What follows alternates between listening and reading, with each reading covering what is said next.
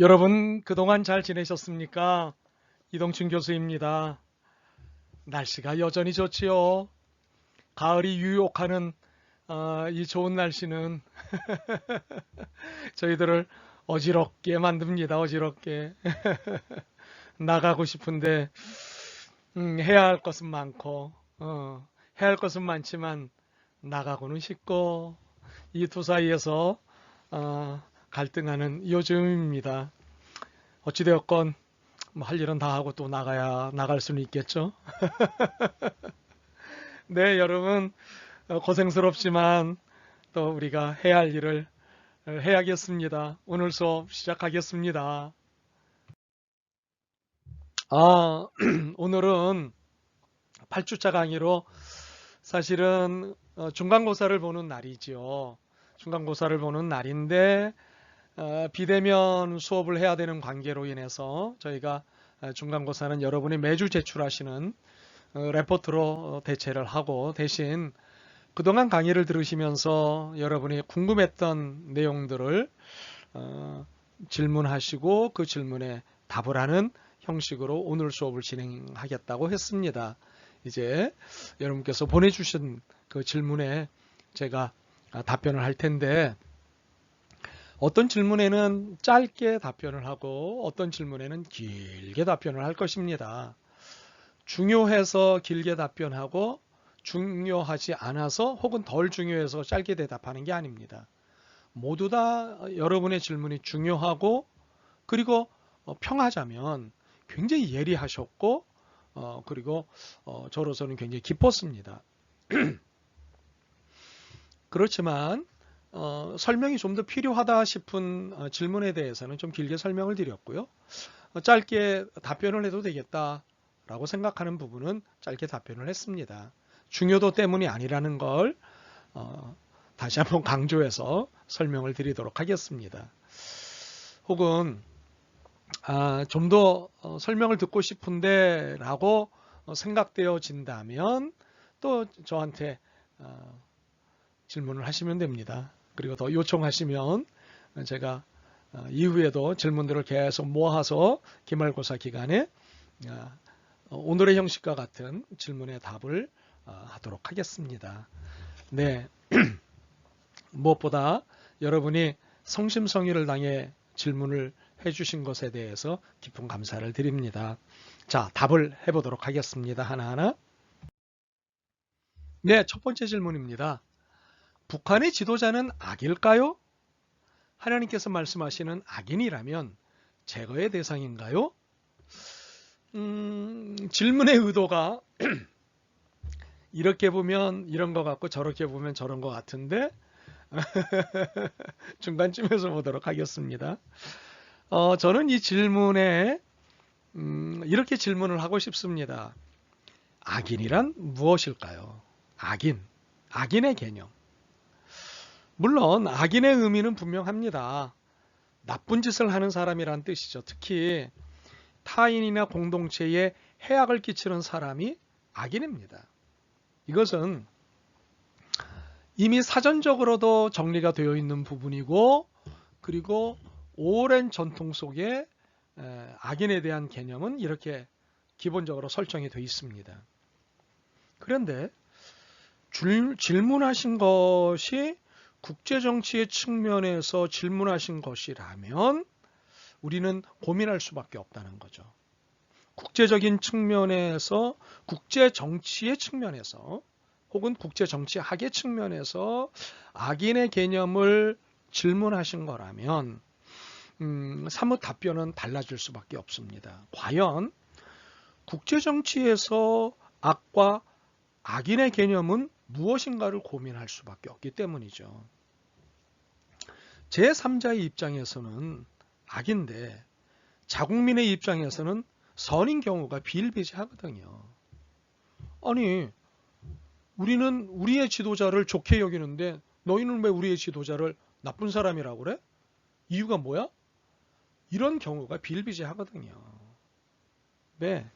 또는 자국민들은 우리 지도자는 나쁜 놈이야. 정말 나쁜 놈이야. 라고 생각하고 있는데 어느 나라에서는 좋은 지도자라고 지원해주고 지지해주고 후원해주고 하는 경우도 있단 말이에요.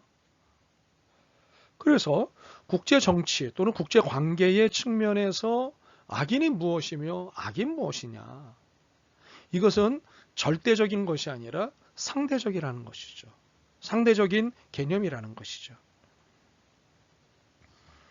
그렇기 때문에 국제 정치에 있어서 선과 악에 대한 판단은 자국의 이해관계에 따른 것이라고 밖에 볼 수가 없다고요. 네. 자신에게 유리하면 그 나라의 지도자는 좋은 사람. 네. 그러나 우리나라에 이익이 되지 않는 다른 나라의 지도자는 나쁜 사람. 사실은 이렇게 되는 것 아니겠습니까?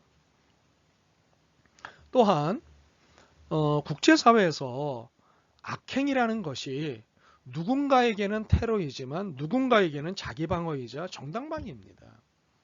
네. 이게 굉장히 어려운 얘기예요. 예를 들어 볼까요? 십자군 전쟁 여러분 역사적으로 기억하시죠? 기독교인들에 의해서 거룩한 전쟁이라고 해서 다른 나라들을 정복했던 그런 역사죠. 이게 이제 십자군 전쟁인데, 십자군 전쟁이 신앙인들에게는 거룩한 전쟁이었지만 피정복자들에게는 민족적 억압이자 착취였고 폭력이었다는 사실이죠. 네. 그래서 역사가들 중에 누구도 십자군 전쟁을 옹호하는 역사가들은 없습니다. 신앙인들에게는 거룩한 전쟁이었어요. 그렇지만 당한 사람의 입장에서 이것은 폭력이었다고요. 이렇게 국제사회에서 악행이라는 것이 누군가에게는 테러이지만 누군가에게는 장애방어이자 정당방위가 되는 거예요. 그래서 테러리즘에 대한 학문적인 연구에 있어서 테러리즘이라고 하는 것은 매우 복잡한 이야기를 깔고 있는 겁니다. 누구에게는 테러예요. 그러나 누군가에게는 정당방위예요. 네. 자기를 지키고 자국을 지키기 위해서 테러를 벌인다는 거죠. 그렇기 때문에 북한의 지도자는 악인일까요? 라고 하는 질문은 사실은 매우 조심스러운 거죠. 그러나 악인이라면 하나님께서 이 악인을 어떻게 하실 것인가? 악인을 처리하시는 방법은 여러 가지가 있습니다. 즉시 제거하는 방법이 있고 두고두고 제거하는 방법이 있으시고 끝까지 놔뒀다가 제거하시는 방법이 있고 아예 모른 척 하시는 방법도 있고 하나님의 제거의 방식은 참으로 성서 안에서 다양하게 나타나고 있기 때문에 우리가 쉽게 얘기할 수는 없습니다. 그러나 분명한 것은 악인이라면 하나님께서 가만두지 않으신다라고 하는 사실이죠. 네. 여기까지 질문을 드리는 것이 여기까지 질문에 답을 해드리는 것이 좋을 것 같습니다. 다음 질문을 볼까요? 폴 틸리의 상관관계의 방법은 5주차, 6주차에서 배웠던 남북공동성명, 남북기본합의서, 88선언문 등과 같이 그러한 이론들의 기반을 둔 것들인가요? 공부 열심히 하신 티가 나는 거죠.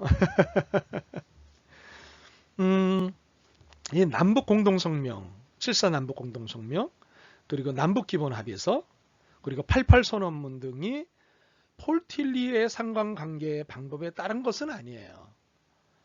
왜냐하면 폴 틸리가 이것을 알았을 리가 없고 이것을 작성한 사람이 폴 틸리를 알았다 할지라도 이것이 반영될 시기는 아니었으니까요. 그러나 상관관계의 방법으로 읽을 수 있는 여지가 있기는 해요. 네. 그리고 그렇게 충분히 읽을 수 있다고 보고요. 기억하시죠? 상관관계의 방법이라고 하는 것은 신학의 영원한 상수인 메시지와 상황을 상호 대립시키거나 어느 한쪽만을 배타적으로 강조하지 않고 양자를 상호 연관시켜서 기독교 신앙의 내용을 설명하려는 신학 방법이 폴틸리의 상관관계 방법이죠. 네. 그래서 어느 쪽에도 치우치지 않고 이 양자를 잘 조화시키고 균형 잡아서 기독교 신앙 안에서 설명하려는 신학의 방법이 상관관계 방법이죠. 이런 폴틸리의 신학에는 어떤 의미가 있는 것일까를 한번 좀 우리의 그 한반도의 상황하고 연결해서 좀 생각을 해보면, 결국 분리를 극복하고 분열과 갈등을 중재하고 화해시킨 폴틸리의 신학이 바로 우리의 한반도 상황하고 만나서 이야기를 좀 풀어낼 수 있다는 거죠. 그러니까 한반도의 분단이 가져온 현실은 분리와 분열과 갈등이지 않습니까? 이게 분단의 세월만큼 이 분리와 분열과 갈등의 골은 남북 간뿐만 아니라 남남 간에도 아주 깊어져 있어요. 예, 정말 깊어져 있어요. 이게는 남북은 물론이거니와 남한 안에도 이 분리의 갈등과 골이 얼마나 깊어져 있는지 몰라요. 네. 아무리 해결하려고 해도 안 되는 어떤 부분들이 있거든요. 이것을 틸리식으로 정리를 하자면, 어느 한쪽의 편을 들거나 양보를 요구하는 것이 갈등을 해소하는 길이 아니라는 거죠. 네, 어느 한쪽 편을 들거나 또 어느 한쪽의 양보를 요구하는 것은, 그러니까 남북 어느 한쪽만이 배타적으로 강조하는 것이 아니라, 그러니까 남북 어느 한쪽만을 배타적으로 강조하는 것이 아니라 오히려 남북 모두를 똑같이 강조하면서도 이 양쪽을 상호 의존 속에서 통일시키려는 것이 틸리에게서 얻을 수 있는 아이디어라고 하는 거죠. 네. 어느 한쪽도 배제시키지 않으면서 서로가 의존하는 상태 속에서 대화하고 서로 양보하고 서로 의지하고 서로 나아가게 하는 그런 것들이죠. 네. 그래서 이런 아이디어를 우리는 폴틸리의 상관관계 신학방법론에서 얻어낼 수 있고, 그것이 그러한 분위기가 남북공동성명과 남북기본합의서와 88선언문 등에도 배어져 있을 뿐만 아니라 또 그런 부분에 또 녹아져 내려 있는 부분들은 함께 공유하면서 나아갈 수 있겠다고 생각하는 것이지요. 네. 다음 질문. 대다수의 사람들이 믿는 왜곡된 사실을 극복하기 위해 할 수 있는 노력에는 어떤 것들이 있을까요? 저는 두 가지를 이야기하고 싶어요. 역사 공부와 논리 개발입니다. 이게는 왜곡이라고 하는 것은 몰라서 바꿔 말한 것일 수도 있지만, 의도적으로 편집해서 자기에게 유리하거나 자기가 속해 있는 집단에게 유리하게 만들어낸 거짓 이야기를 왜곡이라고 그러잖아요. 이것이 왜곡이다. 이것은 짜집기, 그러니까 거짓으로 짜집기, 편집된 것이다 라고 하는 사실을 이제 밝혀야 되는데, 그러기 위해서는 역사 공부가 필요해요. 그리고 이 역사 공부에 따른 논리 개발이 더 필요한 거예요. 좀 더 치밀하게. 사실 역사 전쟁은 1차적으로 팩트 싸움이거든요. 누가 사실 관계를 잘 알고 있느냐, 누가 이 사실관계를 증명할 자료들 혹은 재료들을 갖고 있느냐. 그래서 역사 전쟁은 1차적으로 팩트 싸움이거든요. 네. 그래서 팩트를 수집하기 위해서 많은 수고를 해야 합니다. 어딘가에 그 증거물들이 있어요.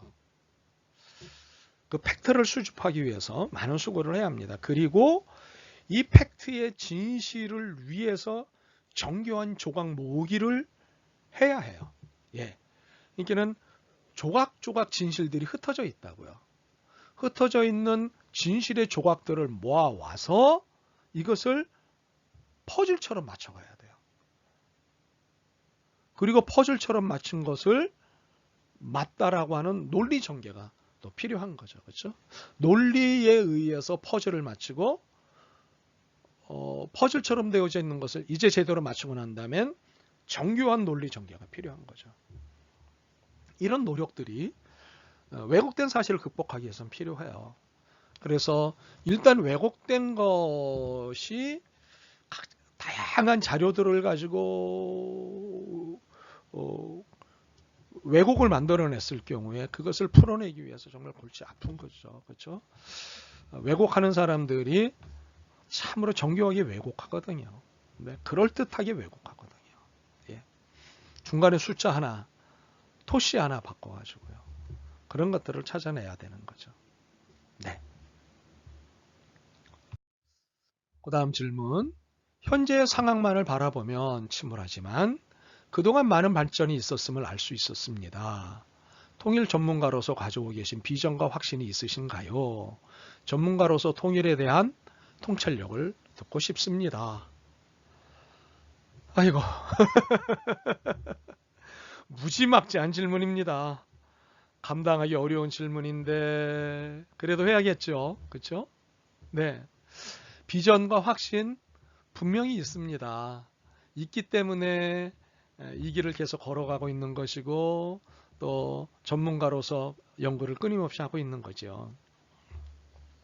저는 무엇보다도 변증법적 역사 이해를 갖고 있습니다. 이 변증법적 역사 이해를 갖고 있는 것이 비전의 동력이자 확신의 근거예요. 제가 갖고 있는 변증법적 역사 이해라고 하는 것은 합력해서 선을 이루시는 하나님을 믿는 입장이 반영되어 있는 변증법적 역사 이해입니다. 이 변증법이라고 하는 것은요, 모순의 합이에요. 모순의 합. 수없이 많은 정과 반의 투쟁이 있고 정과 반은 끊임없는 모순 덩어리로 구성되어 있어요. 이 모순 덩어리들 간에 수없이 많은 투쟁이 바로 변증법적 역사 이해인 거예요. 그런데 이 투쟁의 결과는 결국 선으로 나타난다는 거예요. 예. 무엇보다도 수많은 모순을 견뎌내야 하는 것이 통일을 추구하는, 그러니까 평화와 통일을 추구하는 전문가의 입장에서 견뎌내야 할 자세이고 입장이라는 거죠. 예. 사실 분단 이후 지금까지 한반도에 수많은 모순된 정치 행위들이 있었어요. 그런 것들을 다 견뎌내야 해요. 그러나 이 모순들이 결국에는 선이 된다는 믿음이 제게는 있습니다. 그래서 현재적 상황이 어떠하든 일단은 절망하지 않습니다. 이 또한 지나가리라가 아니라 이것도 선으로 바꾸시는 하나님, 혹은 이것을 선으로 사용하시는 하나님을 저는 믿기 때문이죠. 이렇게 인내하다 보면 결국 선의 궁극인 통일이 이루어진다고 하는 확신이 있어요. 이것이 통일과 평화에 대한, 평화와 통일에 대한 저의 비전이죠. 네. 그래서 저의 한반도 통일에 대한 전문가로서의 기본적인 생각은 인내심이 굉장히 필요하다. 수많은 모순들을 견뎌내야 할 체력이 필요하다. 그것입니다. 답변이 됐나 모르겠습니다. 통일은 예수 그리스도를 믿는 믿음에 인한 죄사함과 구원, 하나님과 화해를 믿는 자의 사랑의 실천을 통해서만 가능하다라는 허문영 교수의 입장을 살펴보았습니다. 그렇다면 신앙을 믿지 않는 사람들에게는 통일을 어떻게 이야기해야 또는 이야기하면 좋을지 궁금합니다. 라는 질문입니다. 믿는 사람과 믿지 않는 사람을 구별해내는 것은 믿지 않는 분들의 입장에서 보면 굉장히 기분 나쁘겠지만, 그러나 불가피하게 우리 신앙을 갖고 있는 사람으로서는 정리를 하고 넘어갈 부분들이죠. 그렇죠? 네. 그러나 이것이 너무 명확한 경계선을 가지면 불편을 초래하고 불만이 속출합니다. 은근한 경계선이 오히려 필요합니다. 네. 뭐 사적처럼 말씀을 드렸고요. 그럼 신앙을 갖지 않은 사람에게는 통일을 어떻게 이야기하면 좋을까라는 거죠. 이것은 공공선이라는 관점에서 접근하는 것이 필요해요. 공공선. 커먼굿이라고 하는데요. 이게 이것은 무슨 말이냐면 혹시 뭐 이해를 하고 계시겠지만 인류가 공통으로 이해하고 있는 것을 공공선이라고 얘기해요. 인류가 공통으로 그러니까 믿는 사람이건 믿지 않는 사람이건 유럽 사람이건 아시아 사람이건 북쪽 사람이건 남쪽 사람이건 가진 사람이건 가지지 않은 사람이건 남자건 여자건 모두가 다 공식적으로 인정하는 것, 선이라고 인정하는 걸 공공선이라고 하죠. 그것의 대표적인 것이 평화하고 사랑이에요. 평화는 신앙에 상관없이 모두가 존중해요. 사랑이라는 것도 모두가 존중하죠. 그래서 평화와 사랑의 개념으로 접근하는 것이 필요해요. 누구도 평화를 추구하자, 사랑을 실천하자라고 하는 말에 대해서는 이의를 제기하지 않거든요. 인류의 평화를 위해 사랑을 실천하자는 것으로 접근한다면 통일을 이야기할 때 단 하나도 불편한 일이 생기지 않습니다. 이것은 저의 오랜 강의와 연구의 결과이기도 합니다. 네. 그래서 선을 긋고 굳이 정리하지 않더라도 평화와 사랑이라고 하는 개념으로 접근할 때 충분히 통일을 이야기할 수 있다는 걸 말씀을 드리겠습니다. 네. 현재 코로나19 상황에 교회가 한국 사회에서 급격하게 정적 인식을 갖게 하고 그로 인해 교회의 목소리를 내기가 쉽지 않은 것이 현실인 것 같습니다. 이러한 상황 속에서 교회가 사회에게 통일에 관해 어떤 이야기를 해야 하는지 궁금합니다. 현실 인식이 충분하신 중에 매우 예리한 질문을 또 하셨습니다. 고맙습니다. 그렇죠. 네. 한국 교회가 한국 사회에 누가 되고 있다라고 하는 말을 들을 정도로 한국 사회에서 급격하게 정적 인식을 만들어냈습니다. 이번 코로나19 상황에서요. 집회 문제로 그리고 집회로 인해서 만들어낸 코로나19 전염 사태에 한국 교회가 엄청나게 책임을 갖고 있죠. 네. 이런 상황 속에서 교회가 사회의 통일에 관해서 얘기할 때 너나 잘하세요. 그런 얘기를 들을 가능성이 높다고 하는 거죠. 그렇죠? 네. 교회의 대사회적 영향력이 급격히 약해진 경향이 있어요. 매우 안타까운 부분이지만 자업자득이니 이를 수용하는 것은 힘들어도 해야 하는 일이지 않을까 싶은데, 그러나 그렇다고 해서 통일을 누구에게도 양보할 수 없는 부분입니다. 교회로서는 특별히 교회는 통일에 관한 과업이 있어요. 통일을 수행해야 될 과업이 있어요. 이미 여러 차례 설명을 해드렸다시피 통일을 수행해야 할 과업이 기독교회는 교회는 하나님의 명령으로 주어져 있어요. 그렇기 때문에 이를 수행해야 하는데 대사회적 비난을 감당하고서라도 해야 되는 것이지요. 교회는 무엇보다도 평화를 이야기하는 공동체이고 이를 실천하는 공동체 아니겠습니까? 그러므로 이 일에 대해서 이야기를 멈출 수는 없어요. 비록 코로나19 상황에서 한국 사회로부터 한국교회가 비난의 대상이 되고 더 이상 교회의 말을 듣지 않겠다라고 하는 분위기가 있다 할지라도 사명은 사명으로서 감당해야 되지, 사명을 내려놓아서는 안 되는 거죠. 오히려 이것을 반성의 계기로 삼고 전화위복의 계기로 삼아서 교회는 다시 일어나야 되죠. 또 교회는 다시 일어날 수 있고요. 그래서 교회가 평화를 이야기하는 공동체로서 사명을 감당하고 평화를 실천하는 공동체로서 사명을 계속해서 감당해야 할 것입니다. 네. 출첵 시간이군요.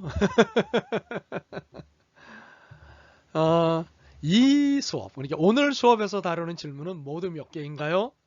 헤아려서 보내주십시오. 네, 기다리고 있겠습니다.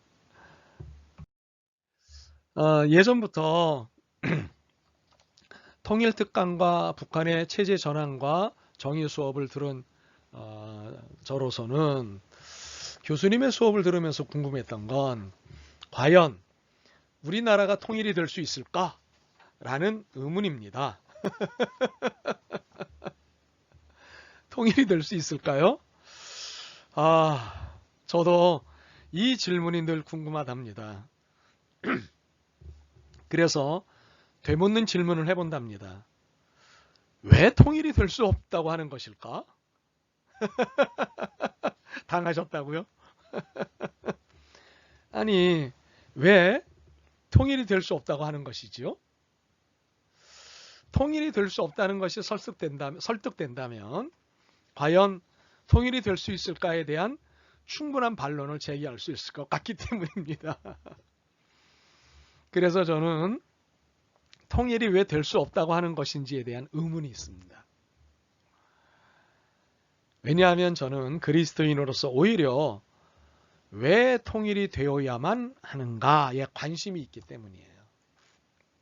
예. 왜 통일이 되어야 하는가? 첫째, 둘째, 셋째, 넷째. 예. 이유가 있습니다. 그래서 저는 분명하게 답변을 드릴게요. 통일이 될 수 있습니다. 왜? 분단은 통일 이후에 나타난 일이기 때문에 원래가 통일이기 때문에 원래대로 돌아가는 게 맞아요. 네, 복귀해야 되고 복구되어야 되고 본래대로 돌아가야 돼요. 그것이 통일이에요. 분단이 시작이었다면 분단이 맞는 거예요. 그러나 통일이 시작이었다면 통일이 맞는 거예요. 그래서 우리는 분단을 극복하고 통일로 돌아가는 것이 원래 우리나라의 모습이에요. 그렇기 때문에 통일이 될 수 있다는 것이죠. 그러면 통일이 어떻게 될 수 있을까요? 라고 하는 질문을 하시거나 누군가가 하신다면 이 질문에 대한 답은 또 다르게 제가 전개를 하도록 하겠습니다.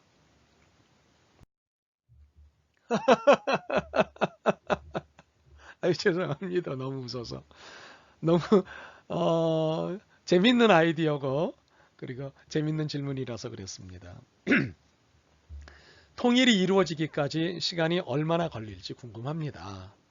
제가 죽기 전까지 통일이 될 수 있을지 호기심이 생깁니다. 혹시 제가 죽기 전까지로 하면 안 될까요? 제가 좀 더 나이가 많으니까 물론 나이가 그 죽음의 시간을 결정하는 것은 아니지만 그러나 통상적으로 볼 때 제가 나이가 조금 더 많으니까 제가 죽을 때까지로 하면 안 될까? 네, 생각을 합니다. 저는 늘 이 질문, 이런 비슷한 질문을 받을 때마다 제가 답변하는 게 있습니다. 분단의 시간만큼 통일을 위한 준비가 필요할 것 같다 싶습니다. 올해로 분단 75년이거든요. 그러므로 언제 될 수 있을까? 75년 뒤에 될 가능성이 높은 거죠. 지금으로부터 75년. 뭐 빠르면 뭐 30년이면 좋겠고, 아니면 50년 안에 통일이 됐으면 좋겠습니다. 그러나 내년에 당장 혹은 올해 안에 통일이 될 수 있는 가능성을 배제할 이유는 또한 없습니다. 왜냐하면 세상사는 아무도 모르기 때문이에요. 예. 단 1초 앞의 일도 우리는 모릅니다. 만약에 우리가 10조 앞의 일을 알 수만 있다면 세상을 정복할 거려? 세상을 정복할 수 있을 거려? 하여튼 일단은 길게 잡자면 분단의 세월 만큼 준비가 필요할 것 같아요. 네. 이 부분을 말씀을 드리겠습니다. 네. 그 다음 질문을 볼까요? 일치는 반드시 갈등을 해결하는 것이 전제 조건이 되어야 한다. 그래서 화해는 일치의 전제 조건이고 일치는 화해로 나타나는 결과라고 했는데 갈등은 화해 말고도 용서나 사랑을 통해서도 해결할 수 있다고 생각합니다. 그렇기 때문에 화해는 일치의 부수적인 요소라고 생각하는데 이게 맞나요? 네, 확신에 대한 확인을 부탁을 하셨어요. 네. 그러니까는 화해는 일치의 부수적인 요소가 아니냐는 질문이신 거죠. 그렇죠? 이것은 뭐 개념 설정과 그 논리를 전개를 어떻게 하느냐에 따라 충분히 가능한 주장이에요. 네. 그러니까는 뭐 개념이라고 하는 것은 자신의 입장에서 사물이나 사건이나 사람을 바라보고 정리하는 것이 개념이기에 논리학에서는 조작된 정의라고 이야기하거든요. 그래서 그 개념 설정을 어떤 방향에서 어떤 입장에서 어떤 분위기에서 하느냐에 따라 하신 질문이 충분히 가능한 거고요. 또 그 개념에 따라서 논리를 어떻게 정리하느냐에 따라서 충분히 가능한 주장이셔요. 그러나 이 수업은 통일을 주제로 진행하기 때문에 통일을 위해 우리가 어떤 과정을 거쳐야 하는지를 탐구해야 합니다. 그렇기 때문에 통일의 최고의 문제인 분단 문제를 해결해야 합니다. 분단은 과거사를 갖고 있죠. 예, 이게는 분단이 좋은 일이 아니잖아요. 분단이 슬프고 안타깝고 괴롭고 고통스러운 일이잖아요. 아픈 일이잖아요. 그래서 분단은 과거사를 가지고 있는데 과거사를 갖고 있기 때문에 필요한 게 뭐냐면 화해 과정이 필요해요. 화해 과정. 화해라고 하는 것은 용서해야 하고 용서받아야 하고 사랑해야 되고 사랑받아야 되는 거예요. 이런 용서와 사랑이라는 화해 과정이 불가피한 게 분단이 과거사를 가지고 있기 때문이죠. 그래서 우리의 수업에서 이를 충분히 설명했고 하고 있는 것이죠. 그래서 화해가 일치의 부수적인 요소라고 입장 정리를 논리에 따라서는 할 수 있어요. 개념 정리에 따라서는 할 수 있어요. 그러나 우리 수업에서의 화해는 일치의 부수적 요소가 될 수 없어요. 일치는 화해의 결과물이고 통일의 다른 말일 수 있는 거예요. 예, 저는 그렇게 설명을 드리고 싶습니다. 뭐 하신 질문은 또 하신 주장은 충분히 가능해요. 그 부분을 제가 인정하지 않는 게 아닙니다. 네.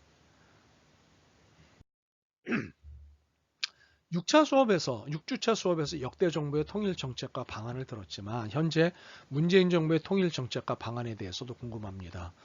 네. 제가 7주차 수업에서 강의를 해드렸고 그리고 수업 계획서에서도 7주차에 다루겠습니다 라고 말씀을 드렸습니다. 네, 제가 7주차 수업에서 했다는 걸 꼭 기억하시고 참조해 주시기 바랍니다.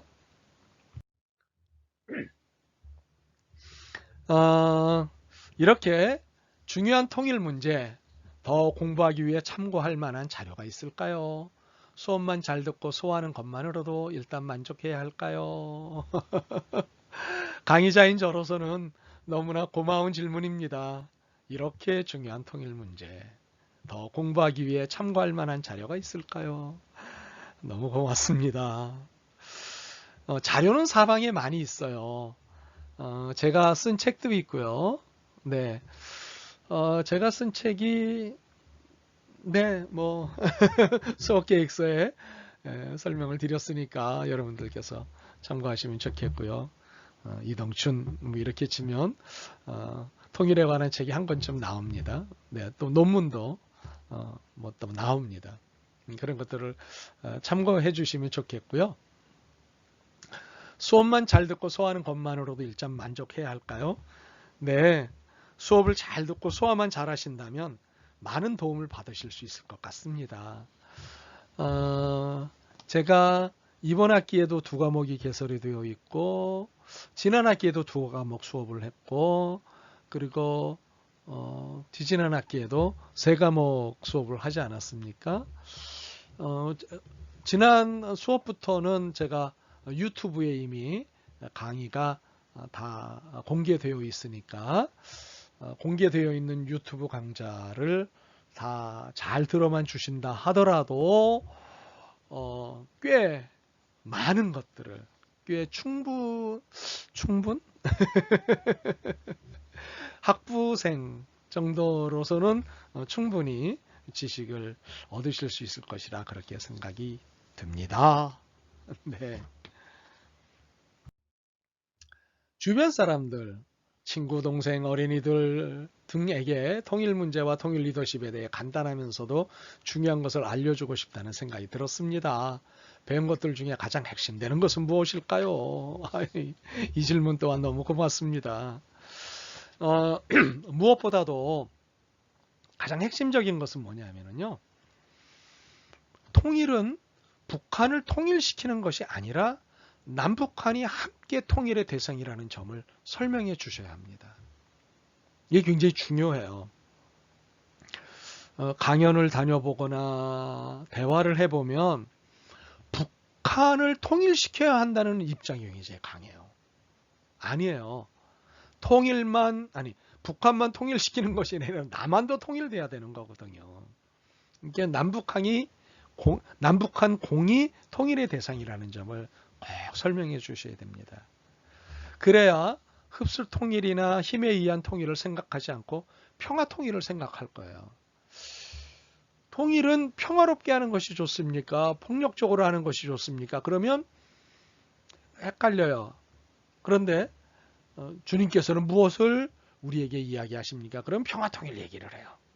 그런데 정작 생각하는 것은 행동에 옮기려고 하는 것은 힘에 의한 통일을 이야기들 하시거든요.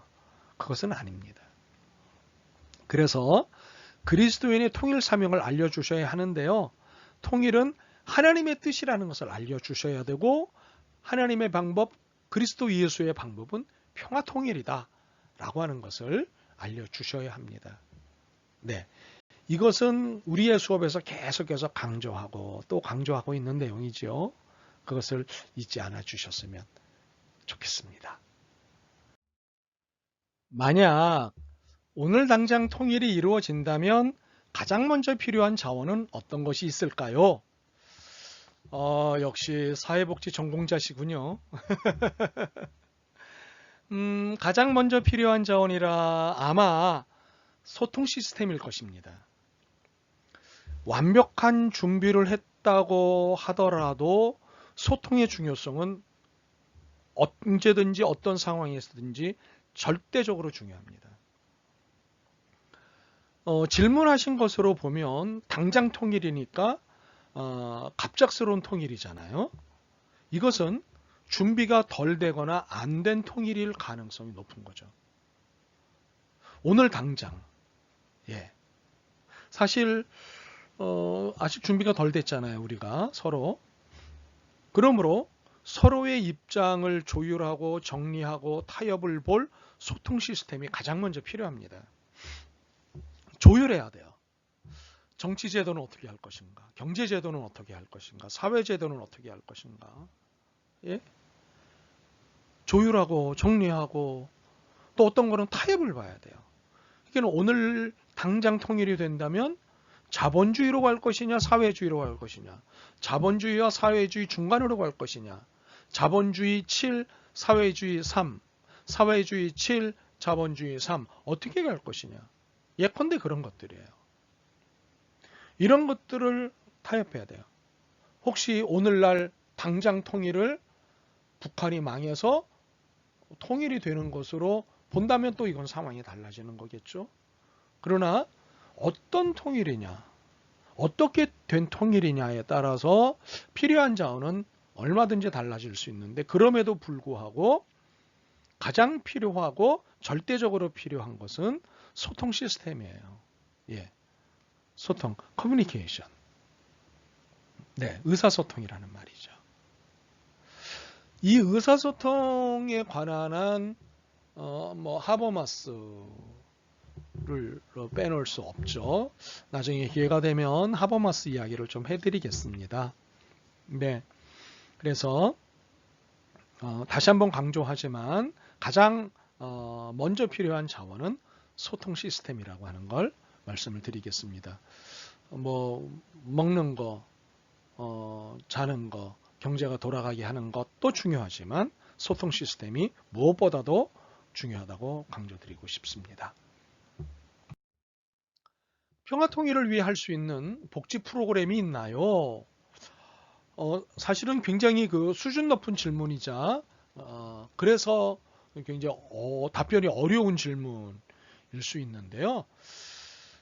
평화통일을 위해 할 수 있는 복지 프로그램은 현재로서는 저는 북한 이탈 주민 지원 및 정착 프로그램이 이것에 해당한다고 저는 생각을 해요. 예, 복지라고 하는 차원에서 질문을 하셨기 때문에 혹은 복지에 국한해서 질문을 하셨기 때문에 답변할 수 있는 것은 무엇보다도 평화를 통한 통일이 필요하다라고 하는 것을 북한 이탈 주민들이 누구보다도 생생하게 경험하고 그들이 전해주는 이야기가 더 설득력이 있지 않겠습니까? 네. 그리고 평화 통일을 위해서 지금 당장 내려와 있는 북한 이탈 주민들을 지원하고 그들이 정착할 수 있도록 프로그램을 진행시키는 것이 할 수 있는 현실적인 일 중에 하나다라고 봅니다. 복지 프로그램을 질문하셨으니까요. 네. 최근 여러 사건으로 인해서 남과 북의 사이가 그렇게 좋지만은 않은 상황인데 남과 북의 사이가 다시 좋아질 가능성이 있을까요? 어떻게 하면 좋아질까요? 라는 질문이 아니라 다시 좋아질 가능성이 있을까요? 네. 이 부분은 제가 쉽게 답변을 할 수 있습니다. 네. 왜냐하면 분단 75년 동안 대결만 있었던 것이 아니거든요. 대화도 있었습니다. 수많은 남북 간의 합의문, 성명, 선언문 등이 있었지 않습니까? 공식적으로만 해도 6개가 있습니다. 그렇기 때문에 대결만 있었던 것이 아니라 대화도 있었기 때문에 좋아질 가능성은 충분히 있는 거죠. 관계가 나쁘기만 한 것은 아니었던 거죠. 최근에 아직도 시시비가 가려지지 않은 건 공무원 서해상에서의 사건이 있지 않습니까? 아직 결론이 나지는 않았지만 여기에 따른 북한에서의 최고 지도자인 김정은 위원장의 사과문도 오지 않았습니까? 그래서 경색됐던 남북관계가 풀어지는 일도 생기지 않았습니까? 이렇게 대결만이 아니라 대화도 있었기 때문에 관계가 나쁘기만 한 것은 아닙니다. 일종의 뭐 롤러코스터 관계이기는 하죠. 좋아졌다 나빠졌다 오르락 내리락 하는 롤러코스터 관계이지만 좋지 않게 될 가능성이 있지만 좋아질 가능성도 늘 있는 거거든요.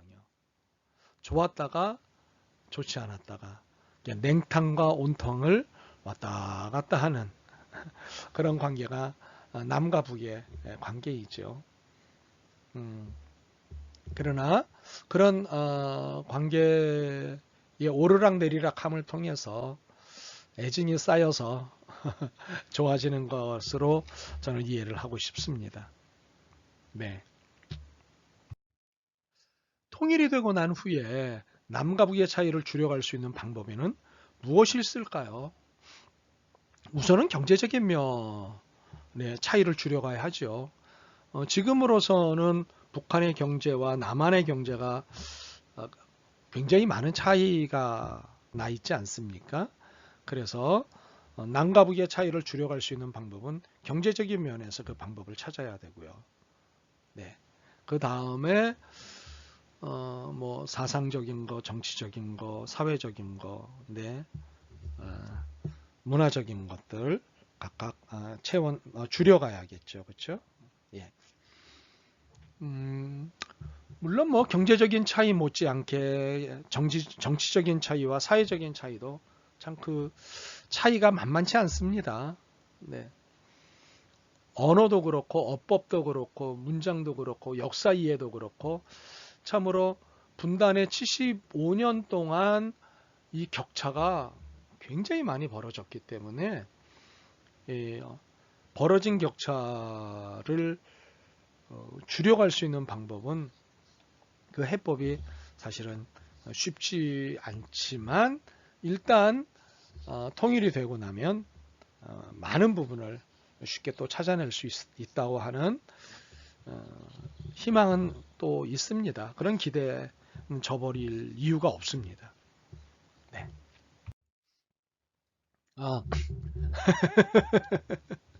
영상에서 교수님 사진을 올리시는 이유가 따로 있습니까? 따로 불만이 있는 것은 아니지만 이유가 궁금합니다. 영상에서 표정도 변화하는 사진도 바꿔서 하시면 즐거울 것 같습니다. 고맙습니다. 뭐 제 사진을 올리는 이유는 따로 있지 않고 실시간으로 방송하지 못할 만큼 제가 수줍음이 많아서 그렇습니다. 수줍음이 많아서 사실은 실시간으로 수업하는 것을 지금 선택하고 있지 않습니다. 그나마 제가 여러분을 부릅뜨고 쳐다보고 있다고 하는 것을 이야기하고 싶어서 여러분 공부하는 거 제가 부릅뜨고 쳐다보고 있다는 것을 알려드리기 위해서 제 사진을 올립니다. 네. 여러 고민들을 해보는데 그냥 수업 준비하는 것 자체만 갖고도 매주 벅차서 제가 동일한 사진을 매번 올리고 있습니다. 좀 좋은 사진이 나오면 제안하신 바대로 제가 표정이 바뀌어지는 사진도 좀 올리도록 하겠습니다. 네, 노력해 보겠습니다. 교수님께서는 통일이 이루어진다면 제일 소망하는 것이 무엇입니까? 네, 어서 속히 화합되는 거예요. 네, 조금 전에도 비슷하게 말씀을 드렸지만 75년의 분단의 세월만큼 벌어진 격차가 심하거든요. 네, 그래서 어서 속히 화합하는 거예요. 제도적으로 지리적으로 하나가 되는 것보다 어려운 것이요. 심리적으로 하나가 되는 것이고 정서적으로 하나가 되는 거예요. 이게 참 어려워요. 예. 당장 만나서 통일이 되어서 만나 이야기를 해보면 뭔 말인지 모를 도대체 무슨 의도로 이런 말을 하는지 헷갈릴 게 너무너무 많을 거예요. 그리고 이게 불편한 마음, 이렇게는 뭐 서로에 대해서 얕잡아 보는 마음도 쉽지 않게 있을 거예요. 그래서 통일의 최우선 과제이자 최고의 난제가 바로 화합하는 거예요. 예. 그러니까는 심리적이고 정서적으로 분리되어 있던 것들을 풀기 위해서는 화합을 위한 수고에 총력을 다 기울여야 된다고 하는 사실이죠. 그리고 개인적으로 소망하는 것이 있다면 저는 이제 그 실향민 가족이거든요. 네, 실향민 가족이에요. 뭐 물론 저는 한국전쟁 이후에 태어났기 때문에 저는 뭐 간접적인 실향민이지만 저희 아버님은 북한이 고향이시거든요. 그래서 저의 원적도 북한이에요. 함경남도, 거기까지만 말씀드리겠습니다. 함경남도가 저의 사실은 본적이에요. 그래서 북한에 있는 저희 집을 찾아보는 게 제일 소망하는 거예요. 물론 이미 다른 사람의 집이 되어 있겠지만 저희 아버님이 알려주신 북한의 우리 집을 찾아가 보는 것이 제가 개인적으로 제일 소망하는 것 중에 하나입니다. 네. 어쩌면 운명적으로 통일 전문가가 됐는지도 모르겠어요. 성서에는 에베소서 2장 14절과 16절 외에도 통일에 대한 내용이 나와 있는 구절이 더 없나요? 물론 많습니다. 어쩌면 성서 전체가 통일에 관련된 말씀이기도 하죠. 그러나 그것은 긴 설명이 필요하고 그래서 몇 것을 소개를 더 하면 에베소서 1장 10절 하늘에 있는 것이나 땅에 있는 것이 다 그리스도 안에서 통일되게 하려 하심이라. 이 말씀을 소개를 해드리고 싶습니다. 그리고 골로새서 1장 20절 말씀에 보면 그의 십자가의 피로 화평을 이루사 만물 곧 땅에 있는 것들이나 하늘에 있는 것들을 그로 말미암아 자기와 화목하게 되기를 기뻐하심이라. 네, 이것 말고도 많은 통일에 대한 구절들이 있습니다. 그래서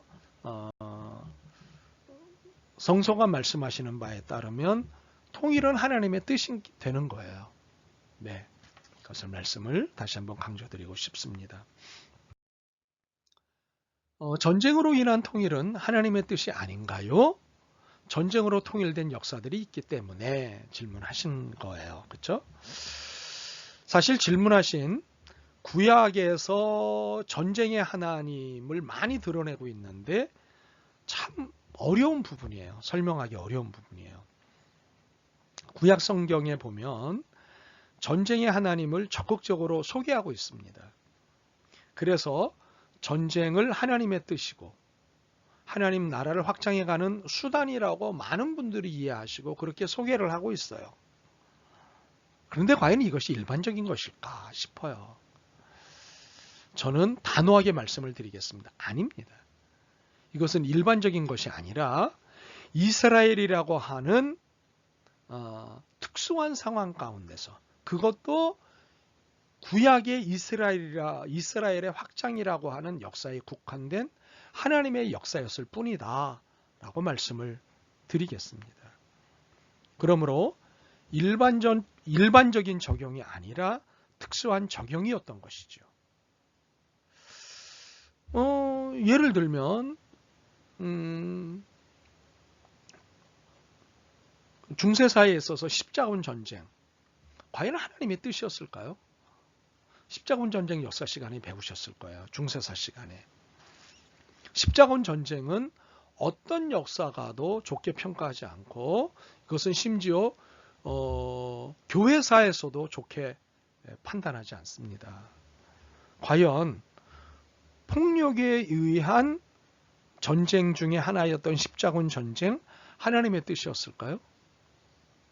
아니라면 구약에 나와 있는 전쟁은 일반적인 이해로 하시지 말고 특수한 상황으로 이해를 하시는 것이 옳다고 하는 것이죠. 그래서 전쟁으로 인한 통일은 하나님의 뜻이 아닌가요? 네, 아닙니다. 그러므로 그리스도께서 칼을 쓰는 자는 칼로 망한다고 하는 말씀을 기억하시면서 하나님께서 그리스도 예수를 통해서 우리에게 말씀하신 통일은 평화통일이다. 이것이 하나님의 뜻이다. 라고 하는 것을 말씀드리고 싶습니다. 왜 나라를 배신하고 의도적으로 역사를 왜곡하는 사람들이 꽤 있다는 사실을 알고 이해가 되지 않았는데 왜 굳이 역사를 왜곡하는 것일까요? 왜곡한다고 자신에게 이익이 생기는 것도 아니고 속상하신가 봐요. 저도 속상해요. 대부분 이렇게 역사를 왜곡하는 이유는요. 자신과의 이해관계가 걸렸기 때문에 왜곡한답니다. 그리고 자신이 속한 공동체에게 불리하기 때문에 역사를 왜곡하는 것이죠. 사실은 자신이 잘못한 역사이기에 자신에게 불리할 수밖에 없지 않겠습니까? 그러다 보니 역사를 왜곡할 수밖에 없는 거예요. 네. 그러니까는 자신의 잘못이 있는 역사이기 때문에 그 역사는 후대에 왜곡시켜서 전달할 수밖에 없는 거예요. 이런 역사를 왜곡한 일들이요. 세계사 가운데 너무나 많아요. 그래서 그 왜곡된 역사를 바로잡기 위해서 얼마나 많은 수고와 땀을 흘리고 있는지 몰라요. 그것을 여러분이 이해를 하셨으면 좋겠습니다. 통일이 하나님의 뜻이라고 하셨는데 더 자세히 말씀해 주실 수 있나요? 당연히 더 자세히 설명해 드리겠습니다. 임성빈 교수께서는 하나님은 통일을 원하실까라는 질문에 단호하게 원하신다라고 얘기를 하면서 그 5가지 이유를 설명을 하는데 제가 그것을 소개를 대신 해드리겠습니다. 굉장히 유익하죠. 하나님이 통일을 원하시는 이유 첫 번째, 하나님께서는 자매 형제끼리 불화하며 사는 것을 원치 아니하시며 화목하게 사는 것을 원하시기 때문이죠.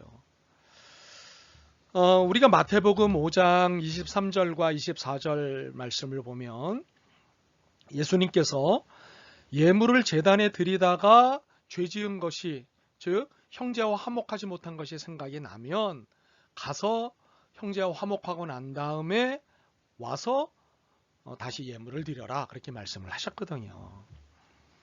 그러니까는 지난 반세기 동안에 우리 민족은 이유야 어찌 되었건 서로 피를 흘리면서 반목하며 살아왔어요.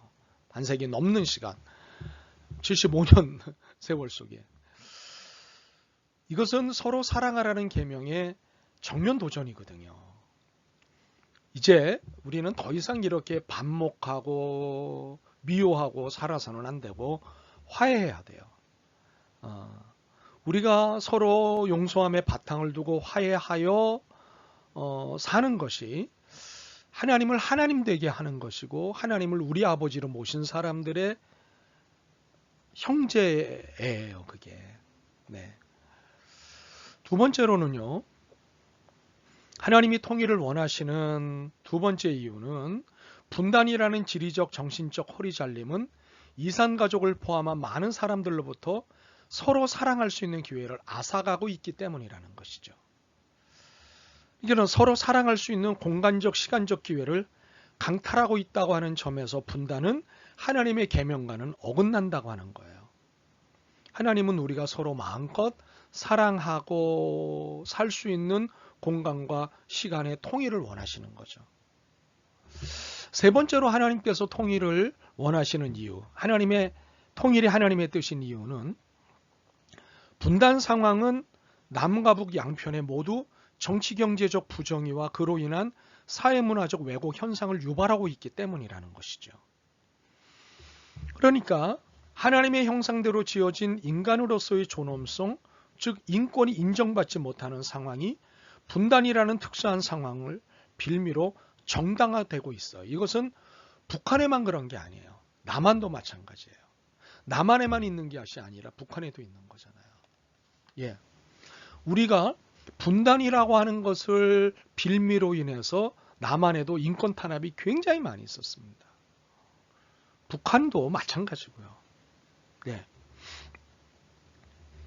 그러므로 이런 분단이라는 분단이라고 하는 특수한 상황을 빌미로 정당화되고 있는 이 부정의의 문제들을 우리가 해소하기 위해서는 통일이 되어야 되는데, 그런 의미에서 통일은 하나님의 뜻인 거예요. 네 번째로 보면 하나님이 통일을 원하시는 이유는 분단으로 인하여 우리의 하나님을 향한 찬양이 온전하여지지 못하고 있기 때문이죠. 예, 때로는 하나님을 자신의 이데올로기로도 사용을 해요. 자신이 편리한 쪽으로 하나님을 이용한다고요.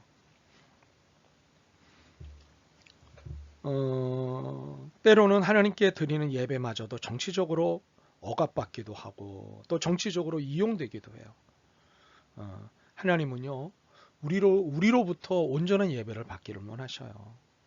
그러므로 우리는 하나님이 우리 민족이 평화롭게 하나님을 신령과 진정으로 예배할 수 있는 통일을 원하심을 믿어야 하는 거죠. 다섯 번째로 하나님은 만물의 통일됨을 원하시기 때문이에요. 제가 여러 차례 수업을 통해서 에베소서의 말씀을 소개도 해드렸는데, 만물이 통일되는 것을 원하시는 것이 하나님의 뜻이에요. 하나님은 그것을 통해서 영광 받기를 원하셔요. 네. 그래서 분단된 상태로 예배 드리는 것을 하나님은 원치 않으시고, 통일된 상태에서 남과 북이 예배를 드리기를 원하시는 거죠. 이것이 하나님의 뜻임이 분명한 거죠. 5개 말씀을 드렸죠. 네. 형제자매끼리 불화하며 사는 것을 원치 않고 화목하게 사는 것을 원하시기 때문에, 또 하나는 분단은 서로 사랑할 수 있는 기회를 앗아가기 때문에 하나님이 통일을 원하신다는 것. 세 번째는 분단의 상황을 이용해서 왜곡된 정치적 태도들을 보이고 있는 것, 그러한 부정의를 원치 않으시기 때문에. 네 번째는 분단으로 인해서 온전히 찬양 받기를 원하시는 하나님의 모든 예배가 방해가 되기 때문에. 다섯 번째는 만물의 통일을 원하시는 하나님이시기 때문이라는 것, 이것을 기억해 주시면 좋겠습니다. 김대중 대통령님의 남북 공동선언문에 나와 있는 낮은 단계의 연방제의 의미가 왜곡되고 왜 많은 사람들의 욕을 먹었는지 궁금합니다. 조금 전에 설명을 드린 부분에도 힌트를 얻을 수 있는데요. 일단 과거사 때문이에요. 분단에도 과거사가 있고 한국전쟁에도 특별히 과거사가 많이 있어요. 그래서 이 과거사 때문에 북한 그러면 치를 떠는 개인적인 경험을 갖고 있는 분들이 있어요. 많이 있죠. 그래서 북한에서 나오는 이야기라면 묻지도 않고 따지지도 않고 무조건 싫어하고 욕을 하는 것입니다. 그래서 낮은 단계의 연방제가 무엇인지 그 내용을 알아보기도 전에 북한에서 주장하는 거야, 나쁜 거야, 잘못된 거야, 거절해야 돼 라고 하는 거예요. 그래서 북한에서 주장하는 것을 갖고 오셨기 때문에 묻지도 않고 따지지도 않고 싫어하는 거예요. 네, 낮은 단계의 연방제가 무엇인지 제가 수업 시간에 충분히 설명을 드렸죠. 그렇죠? 네. 이것은 무조건 통일하자는 게 아니에요. 적화 통일하자는 게 아니에요. 공산주의로 통일하자는 게 아니에요. 합의에 의해서 단계적으로 통일하자는 거예요. 단계라는 말이 있잖아요. 그렇죠? 단계적 통일이에요. 그리고 합의에 의한 통일인 거예요. 이게 연방제인 거예요. 예. 그래서 일단 통일하고 나머지를 맞추자가 아니라 맞춰보고 하나씩 연방을 하고, 그리고 나서 마지막 단계가 통일이라는 거예요. 이게 낮은 단계의 연방제예요. 예. 이것은 김대중 대통령께서 주장하신 남한의 통일론하고 하나도 다르지 않은 거였어요. 그래서 용어만 달랐지 내용은 거의 흡사했기에 이것을 합의를 한 것이지 다른 의도가 있는 것은 아니었어요. 근데 이런 것을 왜곡한 사람들은 무조건 북한에서 나온 이야기이기 때문에 싫어서 그런 거예요. 그러니까 이런 부분들을 우리가 늘 조심해야 되고 늘 신경을 써야 되는 거죠. 네. 북한과의 사이가 좋아질 듯 하면서 좋아지지 못하는 이유는 있는지 궁금합니다. 네, 이건 이해관계 때문이에요. 이게는 북한은 북한대로의 이해관계가 있고요. 남한은 남한대로 이해관계가 있잖아요. 그렇죠? 네. 그래서 북한의 입장에서 이 사실을 이렇게 들여다보고 남한은 이 사실을 이런 관점에서 들여다보고 최근에 서해상에서의 공무원 사건이 가장 좋은 예가 될 수 있을 것 같아요. 그렇죠? 네. 북한의 입장에서 설명하는 것과 남한의 입장에서 받아들이는 것이 사뭇 다르잖아요. 그래서 사이가 좋아질 듯 하다가 좋아지지 못하고 나빠져 있다가도 또 어떤 것을 계기로 해서 좋아지고 그런 거예요. 그런데 이런 이해관계는 남북 당사자 사이의 이해관계뿐만 아니라 남한 내부의 이해관계도 있어요. 남한에서 북한의 사과문을 그대로 받아들이자라는 측이 있는 반면 그것은 그대로 받아들일 수 없다라고 주장하시는 분들이 있잖아요. 그러니까 남한 내부의 이해관계도 있어요. 그리고 주변 국가들의 이해관계도 있어요. 미국의 입장, 일본의 입장, 중국의 입장, 또 러시아의 입장. 저들이 자신의 이해관계에 따라서 동일한 사건을 어떻게 받아들이느냐가 다른 거예요. 어떻게 이해하느냐. 그래서 이러한 이해관계로 인해서 여러 차례 설명드렸다시피 온탕과 냉탕을 오고 가는 거예요. 예. 좋아질 듯 온탕, 그러다 나빠지는 냉탕, 이렇게 냉탕과 온탕을 오고 가고 있는 것이 현재 남북의 관계라는 것, 우리가 이해를 하면 좋겠습니다.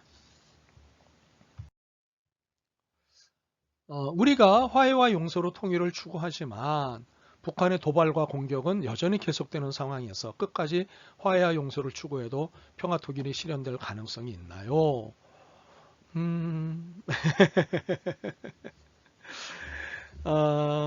어떻게 생각하세요? 어떻게 생각하세요? 네.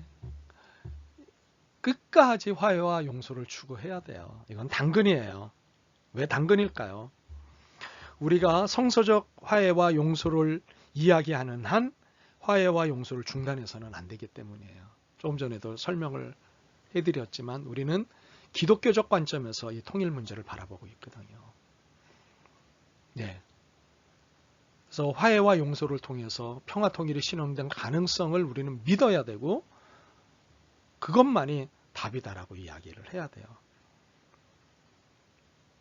만약에 화해와 용서를 중단한다면 중단하는 순간 비성서적이 되기에 비성서적인 태도가 된다는 걸 놓쳐서는 안 돼요. 통일의 최종 승인은 성서적으로 산 사람들의 손에 선물처럼 주어지는 것을 믿는 것이 우리의 신앙이에요. 우리는 끝까지 어떤 일이 있어도 화해와 용서, 평화와 통일, 이것을 이야기해야 돼요. 예. 우리나라가 북한 주민의 인권에 관련해서 대북 제재를 가하는 것이 유지될 필요가 있나요? 대북 제재는요, 핵실험에 따른 것이지 인권 문제 때문은 아니에요. 북한이 인권 문제를 걸어서 대북 제재를 가하는 게 아니라요. 북한이 핵무기를 가지고 있다는 것을 나타내기 위해서 핵실험을 하는데 핵실험을 할 때마다 대북 제재가 가해진 거예요. 인권 문제는 그러므로 핵실험과는 다른 문제라고 하는 것을 이해하시면 좋겠습니다. 그래서 우리나라가 북한 주민의 인권에 관련해서 대북 제재를 가하는 것이 유지가 될 필요가 있나요? 라고 하는 질문은 조금 바뀔 필요가 있습니다.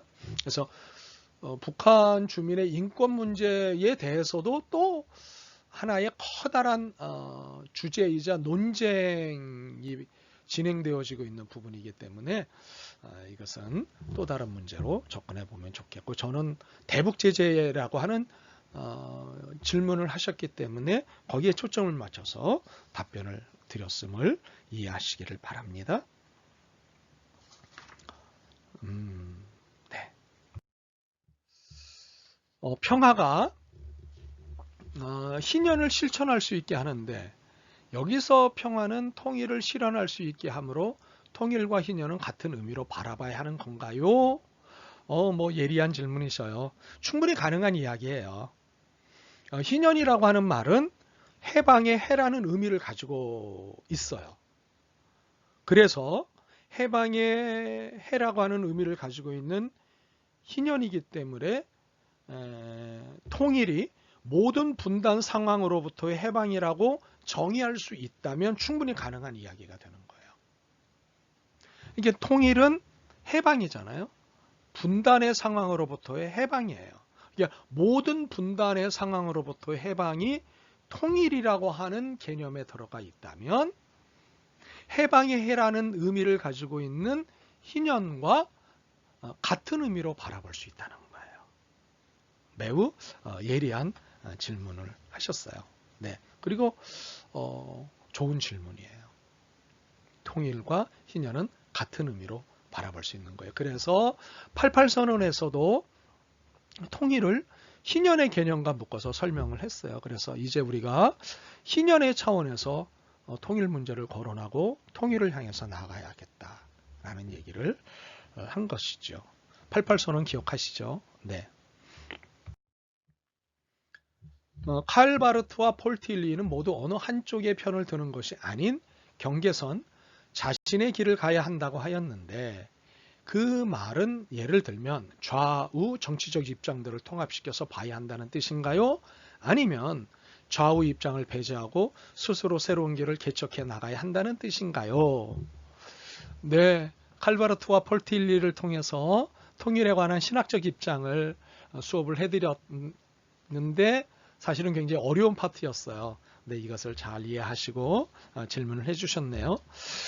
답변을 우선 드리자면 두 가지 의미 모두 다예요.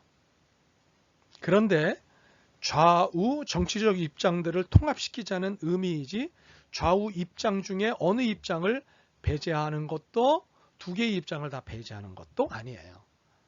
단지 교회는 교회의 길, 제3의 길이 있다는 것이죠.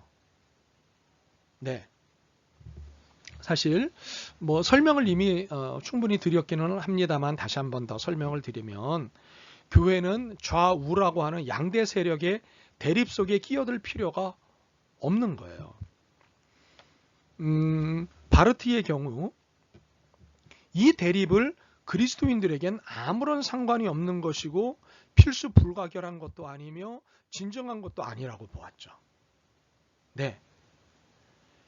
이렇게 양대 세력은 단지 자신들만의 권력 투쟁일 뿐, 교회가 해야 할 일은 복음을 가지고 서로 싸우는 두 거인들 틈에서 오직 악에서 구하옵소서라고 기도할 수 있을 뿐이라고 칼 바르트가 안내를 했죠. 네. 분명한 것은 여기서 바르트는 스위스인으로서 중립에서부터 유럽인이라는 중립성에서부터 출발한 것만이 아니라고 하는 사실이에요. 네. 그래서 그리스도인의 자유 안에서 공산주의나 자본주의의 문제가 아닌, 소련이나 미국의 일도 아닌 하나님과 인간의 일에 관해 말하고 있는 것이에요. 그래서 칼바르트는 양대 세력, 공산주의냐 자본주의냐, 공산주의다 자본주의다 라고 하는 양대 세력을 단순히 흑백 논리에 따라 선과 악으로, 빛과 어두움으로, 천사와 사탄으로 나누어서 판단하지 않았다는 거예요. 칼바르트는 예수 그리스도의 공동체인 교회는 제3의 길, 그 자신의 길을 가야 한다고 주장을 해요. 네. 콜티일리는 이 두 개를 거룩하게 통합시켜야 한다고 봤고요. 이 두 경계선 사이에서 그리스도가 보여주신 화해와 평화의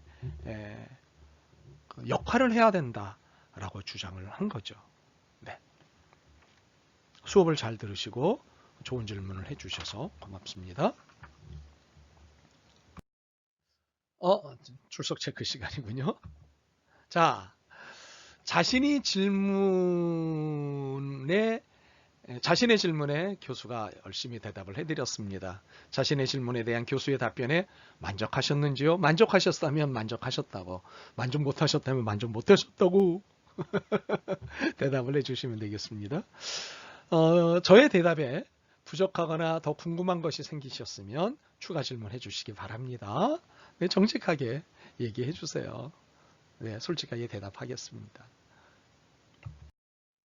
네. 또 레포트 시간이 돌아왔군요. 본인의 질문 외에 다른 질문을 통해 새롭게 알게 됐거나 더 알게 된 내용 3개를 정리하시고요. 이것에 대한 본인의 생각을 말해 주십시오. 네, 해주셔야 됩니다. 언제까지 제출하시냐면 10월 22일 목요일 24시까지 다음에 이메일 주소로 A4용지 1페이지 분량으로 해서 보내주시면 고맙겠습니다. 네. 어떠셨습니까? 오늘 여러분이 질문하신 것에 대해 제가 잘 답변을 한다고 생각을 하고 준비를 하고 답변을 해드렸는데 만족하셨나 어쩌셨나 모르겠습니다. 중요한 것은 이렇게 참으로 많은 이야기를 우리가 해야 하고 알고 있어야 되고 준비하고 있어야 된다는 거죠. 예, 정말 좋은 질문들 많이 해주셔서 고맙습니다. 오늘도 참 많은 이야기를 나누었고 또 여러분은 많은 이야기를 소화하셔야 했습니다. 많은 분량임에도 불구하고 경청해 주셔서 또 열심히 수업에 참석해 주셔서 고맙습니다. 다음 시간에 뵐 때까지 안녕.